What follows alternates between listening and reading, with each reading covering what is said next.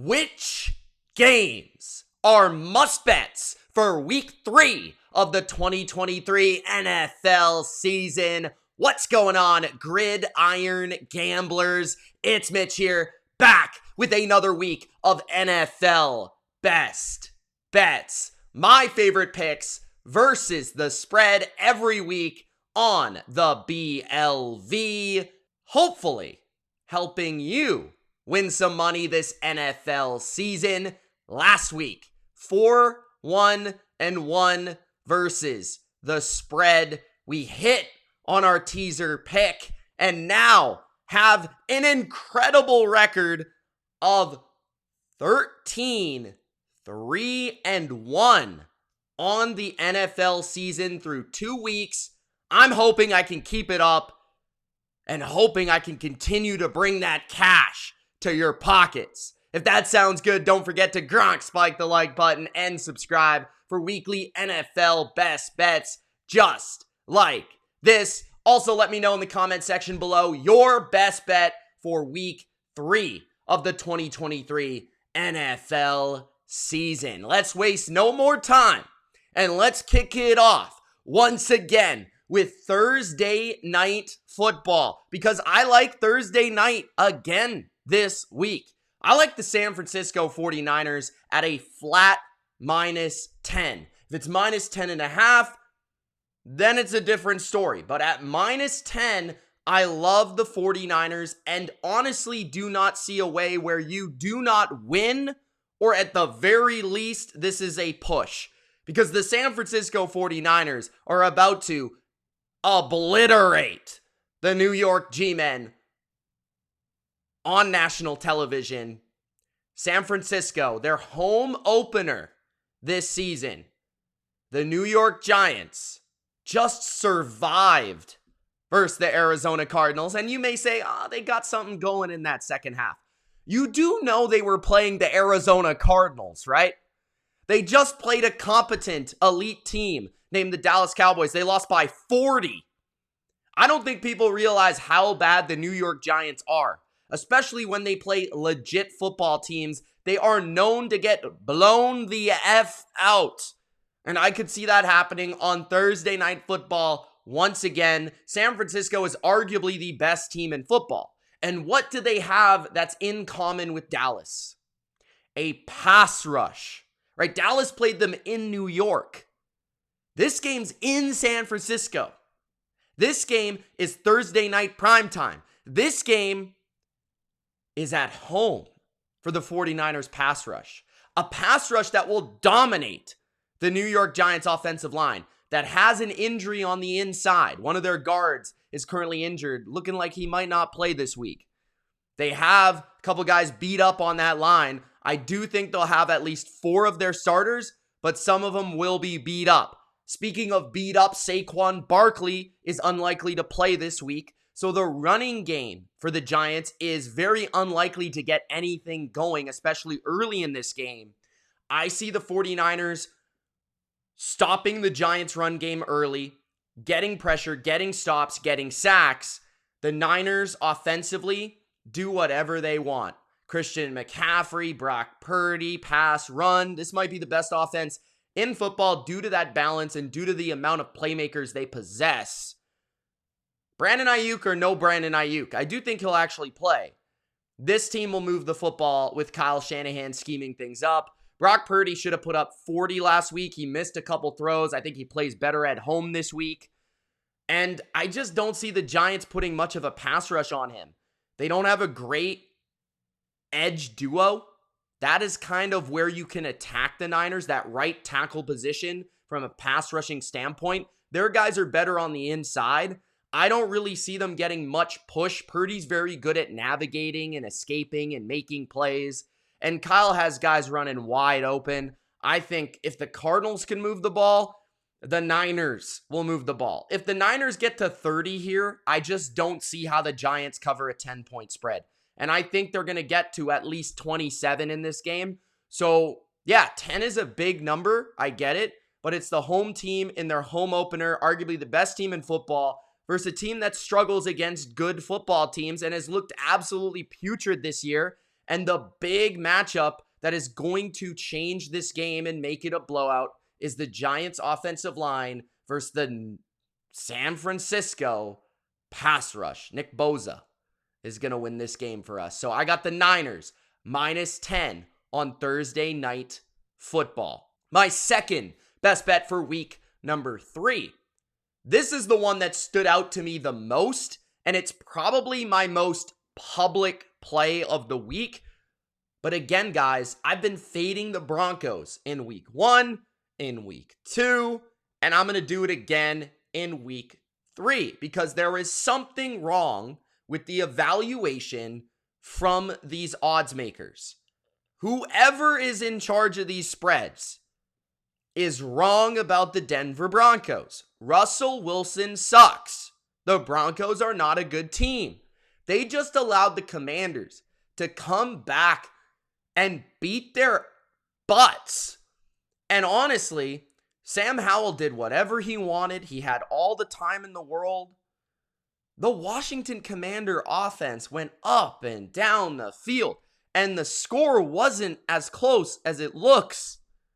They scored a Hail Mary to end the game. Yeah, Broncos were in control early, but from halftime on, the Commanders were whooping them. And honestly, you're playing a top 5 team in the NFL right now in the Miami Dolphins. Miami, again, a team that's in their home opener. I understand that they played 2 road games. Now they're coming back home. There could be some tricky travel there, but this is home opener. This is the environment that gets your blood boiling if you're a Miami Dolphin. And this is the heat of Miami that Miami is so used to. And if Denver gets down early, they're not going to have any answers, I believe, for Vic Fangio in a revenge game, sending heat at the quarterback, sending heat at Russell Wilson. I don't think Miami secondary fears the receiving core of Denver whatsoever. Denver isn't a great running team. And I just don't see how the Broncos stop the Dolphins' offense. New England is one of the best defenses in football, and they had some trouble with this unit. Tyreek Hill, Jalen Waddle, the way that Tua's getting the ball out quickly, efficiently, and accurately. Plus, we saw a big development in Raheem Mostert in the running game last week. That provides some balance. Denver lost at home to 2 of the worst teams in the NFL, the Raiders and the Commanders. And now you're saying that they're only 6.5-point underdogs to one of the best teams in football on the road. It just doesn't make a lot of sense mathematically speaking. Denver is overrated. Miami is good. And Miami has to be more than a touchdown favorite here. I like them covering at least by a touchdown. Miami at home. Take them as my second best bet. My third best bet of week number 3, I'm taking the Green Bay Packers, favored by 2 points at home versus the New Orleans Saints. I believe that the Packers are 1-1 and not 2-0 because they didn't have their 3 best offensive players versus the Atlanta Falcons. That kind of matters, guys. They haven't had Christian Watson in 2 games yet. I expect him to play versus the New Orleans Saints. He was limited last week in practice. I expect him to go this week. Aaron Jones. I'm not sure if he'll play this week, but he very well might. And David Bakhtiari, I know he will play this week because he's not playing on turf. He's playing in Green Bay, in his home building. Don't see him missing that game. So the offensive line is intact for the Packers. Jordan Love is playing good football. Matt LaFleur's calling great plays. This is the best offense the Saints have seen so far this year. Saints defense has looked really good this year because they've played the worst offense in the NFL, the Carolina Panthers, and a rookie quarterback. They've played the Tennessee Titans, the worst offensive line in football, at home. The Packers in Green Bay, a dome team going outside. Derek Carr on the road, traditionally not a good quarterback on the road.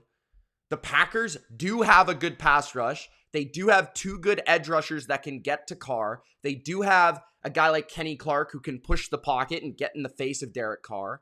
And what I've seen consistently through 2 weeks is the Saints can't score in the red zone.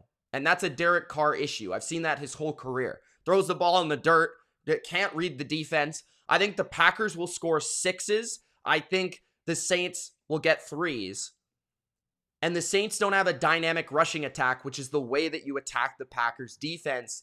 I like Green Bay in their first game at home to take control of this game offensively, protect Jordan Love, create some big plays with yards after catch opportunities. And I think their speed versus an old Saints defense will be overwhelming in certain aspects of this game. So I like the Packers to cover. I think they're a better team than a lot of people think right now. And the only reason they lost to the Falcons, by the way, on the road against a good Falcons team that I think's better than the Saints, was because of guys missing on offense. I think a couple of those guys come back. So I got the Packers to win, the Packers to cover.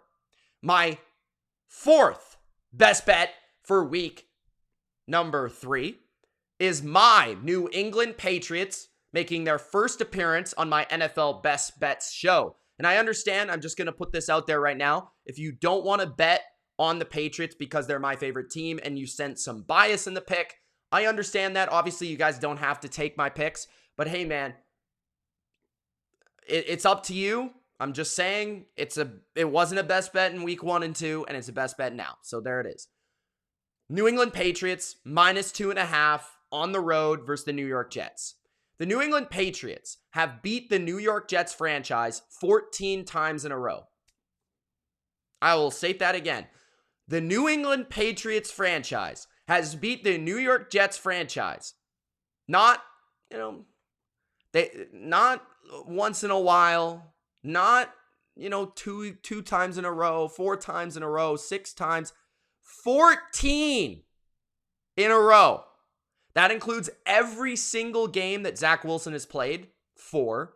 That includes every game that Robert Saleh has coached for the Jets. This is a massive, and I'm talking massive, coaching mismatch. Robert Saleh is not a good coach. He's taken on Bill Belichick, and he's taken on Bill O'Brien from the offensive standpoint, who has, in some ways, turned around the respectability of the Patriots offense. It looks like a real offense now. They have issues with personnel. They have issues with their offensive line right now.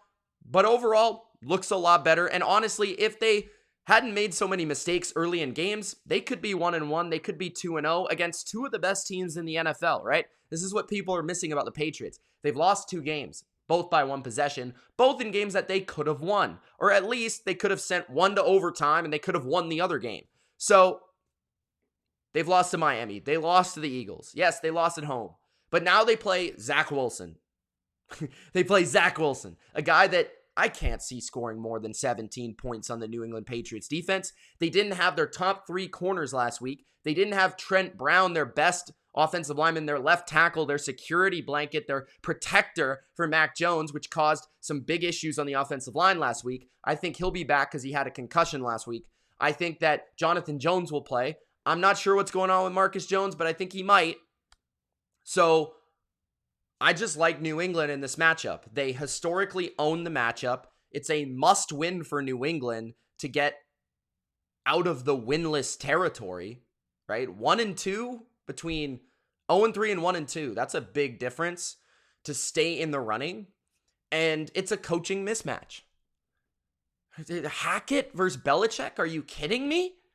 I bet Belichick could teach Hackett a thing or two about offense. So I'm going New England -2.5, 3.5. It gets trickier, but under the field goal, I do really like it. This should be a defensive game, but I think the way that Mac in this offense actually plays is good to play against the Jets because the Jets play a very sound defense that very much plays the same style, the same coverages very often. And I think Bill O'Brien, being a very smart OC, will have plays and schemes to pick apart that zone. And I think Mac is accurate on his short passes, and they can have a high percentage attack that keeps them out of 3rd and longs.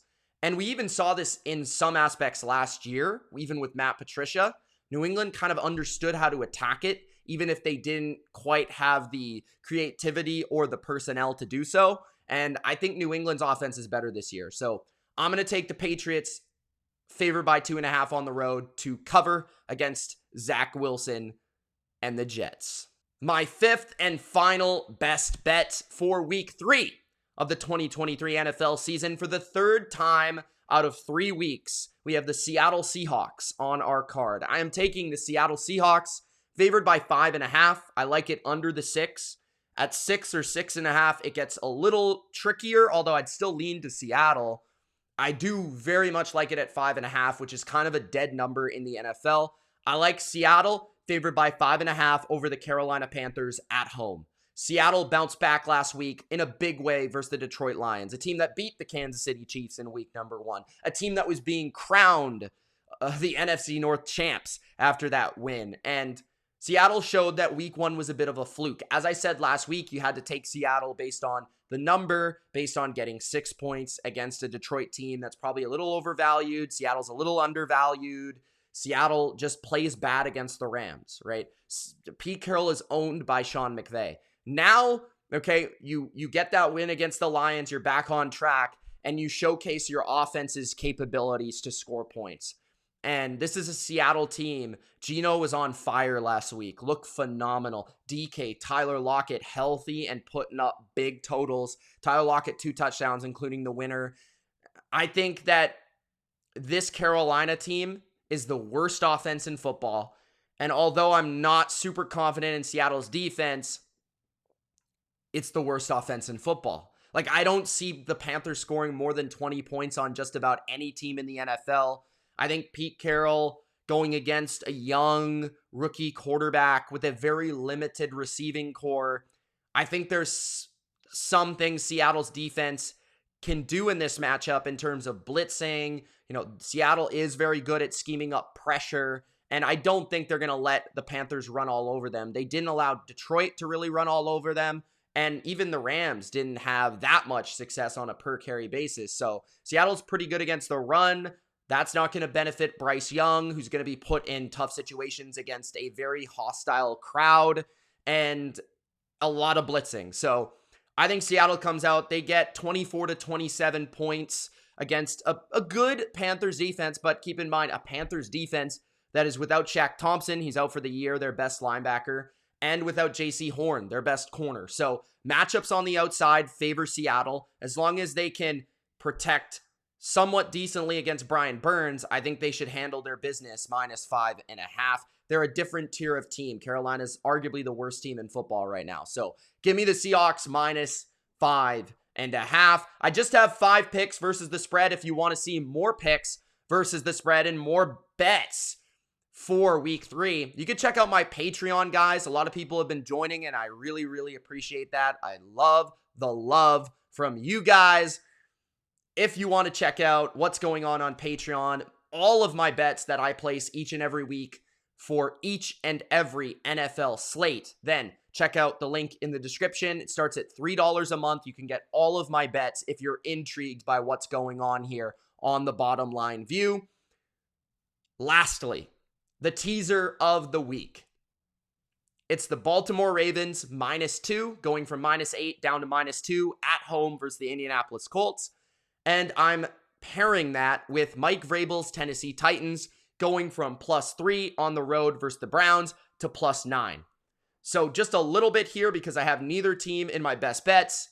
I really like the Titans' defensive matchup against the Cleveland Browns offense. No Nick Chubb means a very much suppressed running game for the Browns. They're trying to figure out what is going to be their bread and butter post Nick Chubb. And it won't be the run game against the Titans. It's the best run defense in football.